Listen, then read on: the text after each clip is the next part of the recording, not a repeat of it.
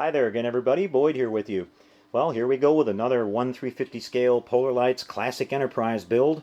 We just finished this one up for our client Floyd, and Floyd's been waiting for this one, and we're really busy building these. We've got 4 more that we're working on, and we're cranking them all out. I appreciate all my clients being patient, waiting for these. It takes a little while to build them, but we're moving right along, and everybody's going to be getting their models real soon. Floyd wanted to have this model painted in a special color. He chose Tamiya Insignia White, so I took some of my paint here and mixed it up and matched that, and we have a really nice look to this. He didn't want any weathering on it at all, so he wanted it to look really clean, so that's what we did for him, and it came out really nice. I kind of like this lighter color on it. You can see we've got the beautiful Tenet controls, spinning Bassards there, the motorless ones, and they give a beautiful rotating effect, and they're multi-speed. And being that they don't have motors in them, they'll last, basically forever, a long time. And up here on top, we've got our bridge, all fully lit with our 3-dimensional crew figures in there. We've got some actual 1/350 scale figures that we paint up to, put the bridge crew in there. And we've got the lighted screens all the way around, and you can kind of see the view screen lit there at the front. And then we've got our nice impulse engines lit up here with the grills in place, and our nice markings all over the model. You can see we painted up all the manifolds like they should be, and all the markings are in place. Back here at the rear we have the shuttle bay. I'll kind of swivel the model out here so you can see that a little bit better. But we've got the Galileo in there with a little bit of lighting in the window, and we've got the lighting of all the windows inside the shuttle bay and all the photo etch detail put in. Came out really nice, and our lighting at the top. Entrance lights there at the rear. Kind of pivot the model around here and show you the other side. We've got all of our beacons in place here, both the small and the large ones. Lighting in sync like they should be.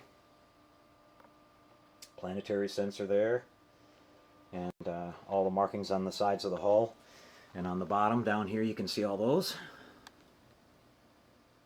We've cleaned up all the seams on this model. All the seams on the pylons and on the neck and the dorsal and everything have all been smoothed in, as you can see here. And we just kind of spin it around. Now I wanted to show you guys is we've got a special feature that we built into this model.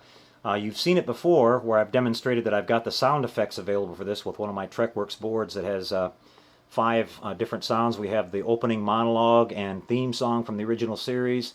And then followed by Captain Kirk doing the opening, kind of monologue. Then we have the ambient bridge sound effects where the, sounds of the bridge instruments going on and the scanner. And then we have the red alert, and we have the phasers and photon torpedoes. Well, on this one, we've built in the lighting effects for the phasers and photons that work in sync with our sound. So I'm going to demonstrate this for you. You'll watch the planetary sensor here on the bottom, and it'll light up in sync with our sound. So we're going to fire the photons first.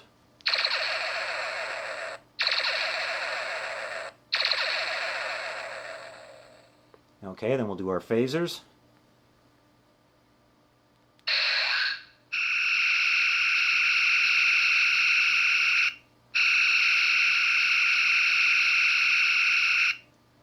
And there you go. And that's, basically simulating the way it looked on the original television series. A lot of people have asked me about, putting lasers in the model, and, it's not hard to do. The lasers are available out there, and the reason that I don't install them or offer them is because I'm worried about the liability issue of it. They're powerful, and they could hurt somebody's eyes if some kids were playing with or something. I just don't want to go down that road.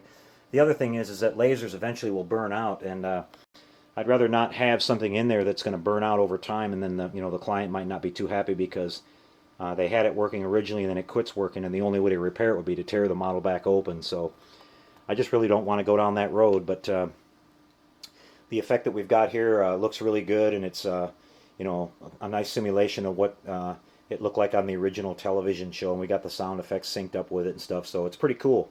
And it's very inexpensive. It's we can add that modification on that on your build here for you for really reasonable cost. So okay guys, well I hope you enjoyed seeing this one. We've got another one finished up. The wiring we've got all left loose here. We didn't do much on the base because Floyd's going to install this model on a custom base, and so he'll hook up all the wiring and everything. It's really easy to connect the board and just connect the model to power and put a switch on it. We're going to send him a nice 9-volt power supply with this one, so he'll be all ready to go. So I hope you enjoyed seeing this one, and we'll give you an update as we go on some of these others that we're going to finish up. The next one I'm working on, actually several at once, but one of them that I'm going to show you is we've got one for our client Robert, and he requested that the grid lines all be filled in, and I've got that done already, so it's going to be a smoothie, kind of, if you want to call it that. And then he wanted the Aztecs done on this, so if you've seen the QMX TOS Enterprise that they had on the video from Tested, where they demonstrated the or showed the model with some kind of paneling on it. We've got the we're going to do the Aztec paneling on it. It'll look really cool, and then he's got some we're going to do some special lighting. He wanted a floodlight here at the front, and I've got that worked out.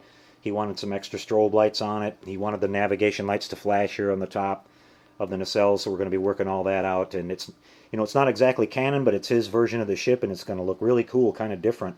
So we'll show you that when that's all finished up too here, and that'll be very shortly. So again, hope you enjoyed it, guys. This one was number 9, and we're moving right along with these, along with everything else we're doing. So if you're interested in one of these out there, you can contact me at info@trekworks.net, and we'll be happy to give you a quote on building it.